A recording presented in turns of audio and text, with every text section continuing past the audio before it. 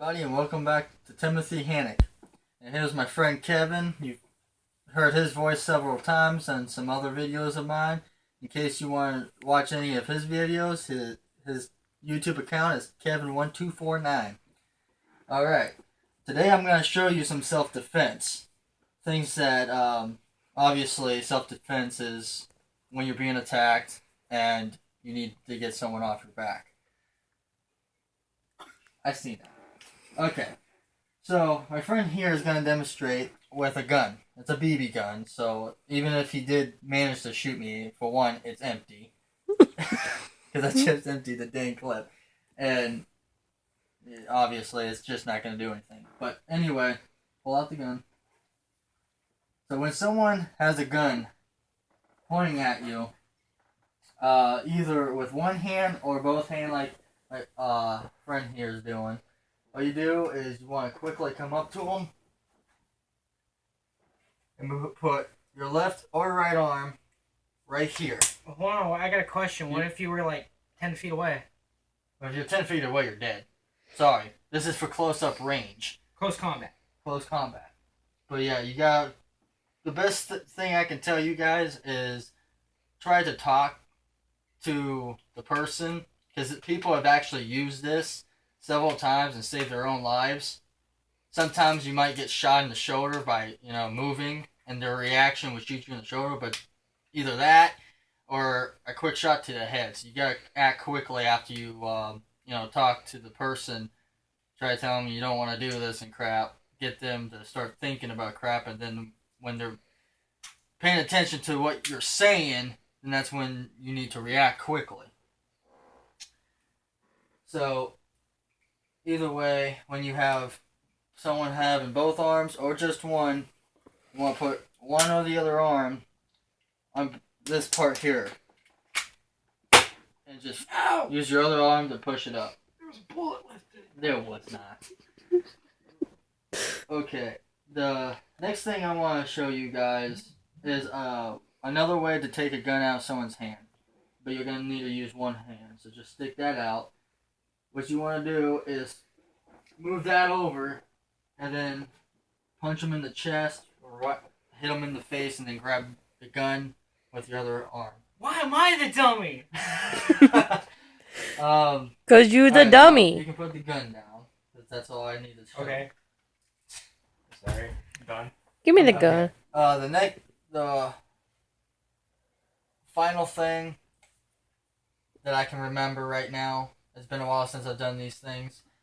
Kevin here is going to grab me like someone would at school, like in the hallway. In a fight. In a fight, whatever. To pick a fight, he's going to grab me like this. So go ahead. So when someone does this to you, especially in school, what you want to do is you want to push their arms down and just back them off like that. But you gotta make sure you really put your weight into that, because like Kevin was just doing, I wasn't using enough strength, so he was still able to hold me there. If you don't have enough strength to push their arms away, you're pretty much screwed there. Either that, or you could always try to keep hitting them in the face. You could always do that. That's what I did. Or yeah, you could do it again. If you don't think you have enough strength, you could always just knee them right in the nuts. That's unfair, though. So what? Oh yeah, that's right. Fighting isn't fair. Yeah, street fighting, it's not fair. But if you don't have enough strength and you're fighting someone freaking massive, your best shot is to freaking knee them right there when they're holding you like that. Well, what if it was a girl, for instance, and she was holding you up, and you're another girl? What are you going to do then? The best way to do that is just hit them in the face, like I said. I mean, it's just going to piss them off even more, but the more you punch them in the face, eventually you'll knock them out. Okay, if you're a girl, and, for example, if you two are girls, obviously the best place to hit a girl is to hit them in the boob from underneath. The problem is, if you're a guy, you don't want to hit a woman. No, I'm saying if you two were girls, like he said, if two girls were fighting. Or we could always do this. Well, I mean... No! That's a sissy fight. If you actually are fighting... That's what a lot of women do. This is to teach men and women how to self-defend yourself. Okay? Yeah. Same with women. If a guy holds you up, kick him in the nuts and run. Or if you have a pepper spray him in the face, or get him with your taser. One more thing now that I think of it. Put me in like a chokehold sort of thing.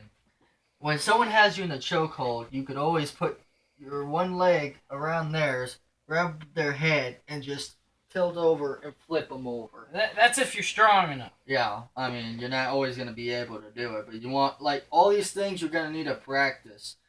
And, like, what everyone says, everyone wise says, practice makes perfect because it's true. You got to work on your reactions and your speed, especially your speed.